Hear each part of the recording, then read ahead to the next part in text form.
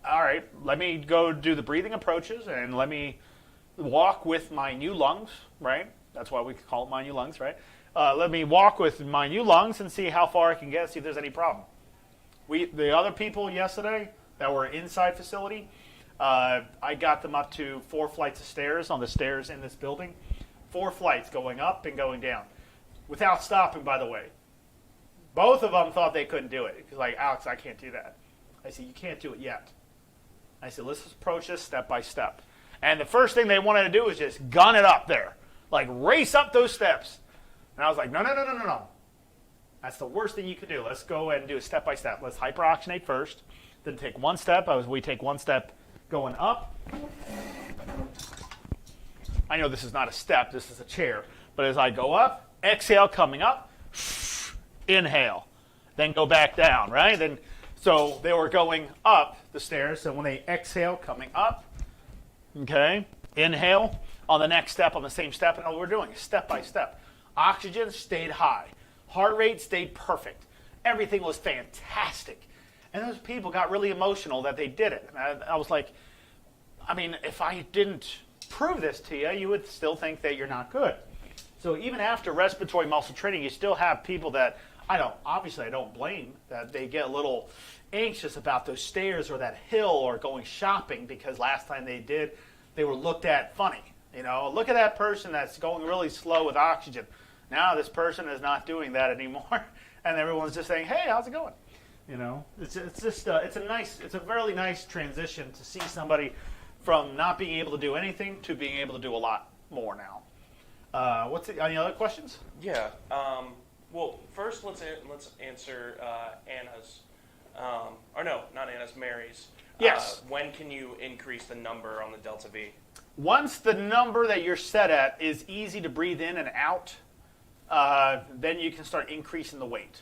So let's say I'm using a 5 and pretend I'm using my biceps as a way to show you muscle. Okay, so let's say I lift 5 pounds. Okay, I'm lifting 5 pounds, but now it's becoming very easy to lift. It's not giving me a lot of struggle. I'm going to increase the weight so I can get stronger. So you can start increasing that weight after that. But make sure that setting, if it's set at a 4, 5, or a 6, if it's very easy, then increase the weight. You know, because you want resistance. Your goal is to build up that muscle, right? So that you want to increase that resistance. Usually I see increase in resistance about every month. So somebody starts at a 4, next month they go at a 5, next month they go at a 6, and then they just cap out at 7. Okay. And then let's go to Anna's. Will this help the lungs if you quit smoking 3 months ago and have emphysema? Of course. Of course it will. Especially if you quit smoking 3 months ago. You still have those lungs repairing, and you're going to get a lot of scar tissue. So it might be tough to breathe in a little bit, especially after all that repairing in your lungs. So a lot of scar tissue solidifying your lungs a little bit. So if you're preventative and prophylactic, meaning you're doing respiratory muscle training to prevent those lungs from solidifying, then yeah, it's going to help you quite a bit. So even if you haven't done respiratory muscle training for 3 months after you quit smoking, if you start now, yeah, you'll be great. And even if it was at the feels like completely solidified lungs, you can still improve. Of course you can. I mean, that's been a topic, for generations. But yes, I get anxious about stairs and hills, but doing breathing exercise, I can walk 6 minutes and take stairs slowly. Thank you. I quit smoking 11 months ago. Thank you, Pamela. No problem. Congratulations, Pamela. Yeah, that's really awesome. And, it's hard to get out of your comfort zones because you're like, your body's intelligent. It's like, hey, last time you went up there, you nearly passed out. So having that post-traumatic stress from that incident that happened might cause a little anxiety. But stepping out of your comfort zones. You know what I do with that, Pamela and Anna, especially with anybody in here, what I do with that, when I see somebody's anxious about stairs, they're usually focused at the top of the stairs that causes anxiety. So I'll tell them to go up 1 or 2 steps. So imagine there's 14 steps to go up 1 flight. I'll say, I'll do this. All right, go up 1 step. exhale, inhale. I said, okay, how do you feel? And they're like, well, that one step's not going to do anything. It's when I make it to the top. Oh, yeah? Okay. I said, well, let's try it again. All right, fine. Exhale, inhale. Come back down. Try it again. Exhale, inhale. Alex, that won't make me feel out of breath. It's when I make it to the top. Yeah, but if you do 14 of those and you keep your mind off of the top, you can do one flight of stairs. Because why? You're doing 14, which is equivalent to all those 14 steps. If you keep this continuous, you keep your anxiety off the top, and you just work on 1 or 2 or 3 steps, yeah, you can achieve it. That's getting out of your comfort zones, but it's not really, because the anxiety is kind of sometimes triggered by the time I reach the top, I'm very winded. So keep your mind and your body off the top. Yes, top scares me. Yes, absolutely. And that's why when I do exercise with my patients, virtually, even in physical, like when they're physically in here, but when they do it virtually in another state, I'll show them the steps, but step by step. I'll even do mini squats, and if they can do 1, 2, they can do all 14. Then I know they can go up one flight, because each one of those mini squats are equivalent to 1 step on a staircase. I just try to keep the patient's mind off of what triggers their anxiety. Remember, pulmonary rehabilitation, especially from an experienced respiratory therapist like me, I know the strategies. I've been through the ropes. I know the problems, So I'm very, when you have somebody experienced, just like anybody else who's experienced, if you have somebody experienced, they most likely will know what to do when a situation happens or arises, especially a complication. Any other questions? So this goes into more so into the Delta V as a whole. Sure. If somebody isn't in pulmonary rehab, can they still use the Delta V? Of course they can. Of course they can. They don't have to be into our HRN program or even go onto the Mind You Lungs. It's highly recommended, of course. But yeah, absolutely. They can do respiratory muscle training as they sit and do their 6 times a day, 10 minutes each until their lung improvements are increasing, and they're good. But the reason why we incorporate pulmonary rehab with our respiratory muscle training, because you still have the problem with weak legs, anxiety, stress, out of shape, not a lot of nutrients, everything like that. So Debbie, after this, just rewind this, and it'll start up again. That's the best thing about these live feeds, is that they'll be recorded onto the social media groups, like YouTube, Twitter, Instagram, Facebook. So just rewind it, and you'll see what I did in the very first beginning. But we're kind of almost out of time, so I can't go over the whole steps all over again. Well, and Debbie, while you're there, you can like and subscribe to us on YouTube, Facebook, Instagram, Twitter, and now we're back on TikTok. And we're back on TikTok, yes. On Facebook, remember, we have our Delta V support group, our Mind You Lung support group, and our HRN Pulmonary Rehab Program support group. And the COPD support group as well. Debbie asked, okay, how do we join your program? All you got to do is say please. I'm just joking. just go to our website, homerehabnetwork.com. You can even type in hrn.health, and it'll go straight there. But it's homerehabnetwork.com. Make an appointment. It's a consultation. It is approved by insurance, and yeah, there you go. I'll also make sure to put the phone number in call the us comment up. section, and one of our patient coordinators will be able to help you out. Yeah. Debbie. They'll see what insurance you have. They'll make sure before you start anything to make sure your insurance is good to go. Once your insurance is good to go, you can start. No problem at all. And guys, there's nothing wrong with doing orientation with me. If you want to go into orientation, go into orientation. It's free. Just go to orientation. You can ask me questions and things, but you just have to call the patient coordinator and tell them you want to go into orientation. Kind of like a tryout class in a sense. There's nothing wrong with that at all. Nothing wrong with that at all. Our orientation today is at 2 o'clock Eastern Standard Time, so you still have time to join in, but you have to download Zoom. That's the only thing. And we kind of, set you up with that, so it's nothing really to worry about. Anyways, any other questions? So, would you recommend this for athletes if they were looking to increase their durability and prevent, increase their work of breathing, essentially. Well, we do have a lot of athletes, especially MMA fighters, where their breathing is a very critical part of their strategy. So we have like a lot of MMA fighters.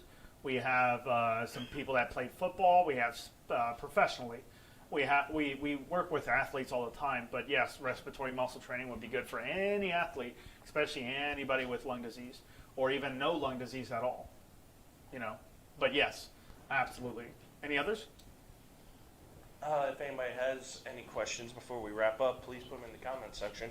Yeah. But can you use the Delta V even if you don't have a pulmonary disease? Of course. If you don't have a pulmonary disease, like I stated before, you don't have to have lung disease to do respiratory muscle training. Respiratory muscle training, just like any other exercise you do, is imperative. It's very important to do that. So if you're going to exercise yourself, there's nothing, but you're neglecting your respiratory muscles, your body's going to only use what the strength it has to breathe.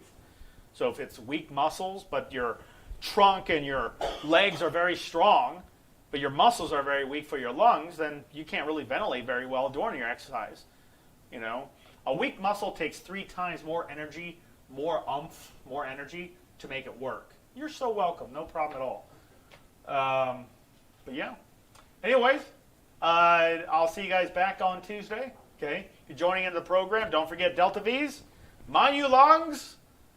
Gotta try the Manu Lungs. Don't quit it out. Manu Lungs. Okay. Delta V, Manu Lungs, and HRN. Fantastic programs for the fantastic, where basically you can rehab anywhere. You should put that on a shirt. What do you think, Dr. Shaw? So pretty much you can rehab. Yeah, one alveoli at a time. Rehab one alveoli. I love that. I like that. Rehab one alveoli at a time. We gotta put that on a cereal box or something.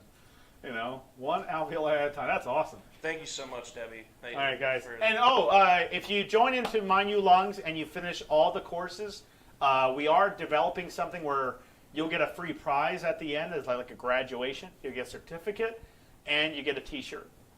So we are getting that up. So please sign up for the Manu Lungs if you haven't done so. It's very, very inexpensive, but it is extremely beneficial. So we can't stress that enough, how beneficial it is, but you have to try it to see and believe it. Thinking about it, procrastinating doesn't do anything. Remember, winners show up. The losers are the ones that, I don't know, I have something else to do. Don't be that person. Be the person who shows up, right? We're winners here. Come on, guys. I'll see you guys later. Thank you very much. Great information. Thank you, Debbie, very much. And guys, I'll see you guys later. Remember, don't forget, you do have somebody who cares. Okay, so you just have to reach out to us. All right? I'll see you guys later. Bye-bye.